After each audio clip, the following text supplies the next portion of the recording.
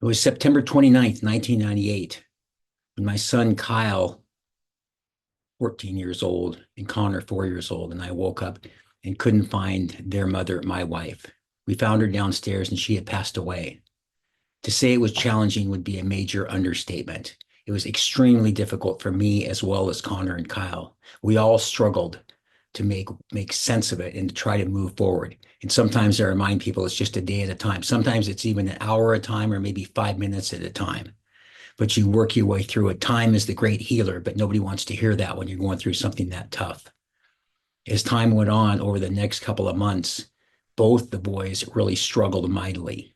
But I noticed Connor was actually about 4.5. He struggled big time. Didn't want to go to school, preschool, didn't want to do his things and so forth, didn't want to play much, just moped around. So one day, these people called me from the people that had the preschool. We need to have him assessed. And I said, what do you mean assessed? And they said, well, we think he's way behind. We need to help him out. I said, he's 4.5 years old. They said, yes, but we need to do a battery of tests. So I agreed to it, trying to be the best parent I could be. That I'm going to take the advice of these people from the school. And we went in and did a battery of tests.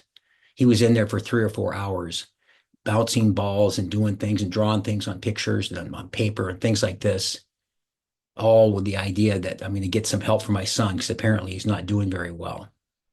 At the end of the assessment, Connor went out and sat in the car, and I sat down with the lady, and she says, I've got news for you. She said, he's not going to make it in life. I said, what are you talking about? She goes, he's not going to make it in life. He's going to have a very tough time.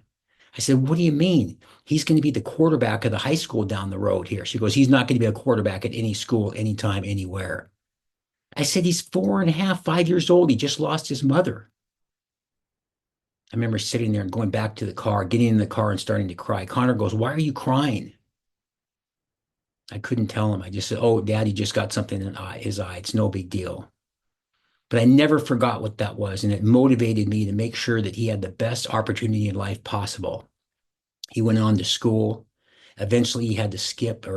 He had to take first grade twice. He had different challenges along the way, special education type things and extra programs for people that weren't doing as well. But I never stopped believing that if we just stuck with it, and I loved him more than anything and encouraged him, that it would all work out. He wanted to play baseball, but he couldn't play baseball. He had a really tough time. Couldn't bat, couldn't hit, couldn't catch, couldn't throw. Other than that, he was pretty good. But he had a really tough time. He never even got to play. And then eventually he got better and better and better over time because he never gave up. He refused to give up on baseball. And then eventually it was the bottom of the seventh inning of a game he hadn't even played. And there were players on second and third, and it was the bottom of the seventh, and his team was down 7-6. He comes up to bat, and I'm thinking, gosh, how about a bunt? How about just getting hit by a pitch, just something to get on base? Because there was guys at second and third, two out, and the other team was ahead 7-6. Full count. He takes the next pitch, rips it into left field. The guy from third comes into home to score. The guy from second rounds third and heads for home. The ball gets thrown in from the left fielder. The catcher catches it, and the guy was on second. He was now at home. They crash to the ground, and the ball pops out, and they win the game. They win the game 8-7. Connor is standing out on second base, and he yells to me in the stands, "Dad, I got a hit." It's the first hit he ever got.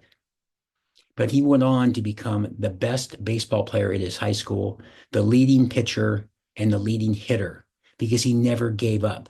But I'll never forget those words. He's not going to make it in life. I just want you to know. Don't ever let something like that discourage you. Always believe in yourself, believe in the power of love and nurturing and caring and persistence and patience. It's so, so very important.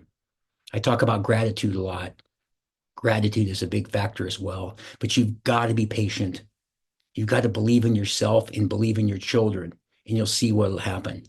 He's gone on to have a great life and done extremely well, graduated from college. They even said he wasn't going to be that smart when he was young too. Graduated from San Diego State in San Diego. So that's the message. Do not give up under any, I know you've heard that before, but do not give up under any circumstances. You'll be so glad you hung in there.